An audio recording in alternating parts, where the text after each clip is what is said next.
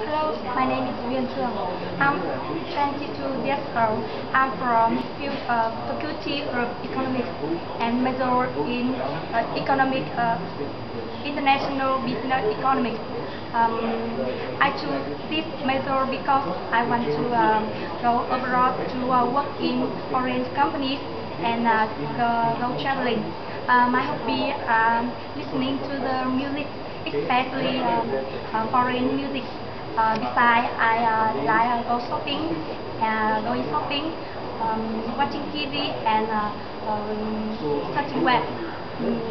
I want to go to Singapore because Singapore is a green and beautiful country. I want to work in a different environment and try a chance to improve myself, improve my English skills, and make friends with many foreign in other countries. Yes, I want to. That's all, and I want to go to Singapore to go traveling and enjoy many food in Singapore. Thanks for listening.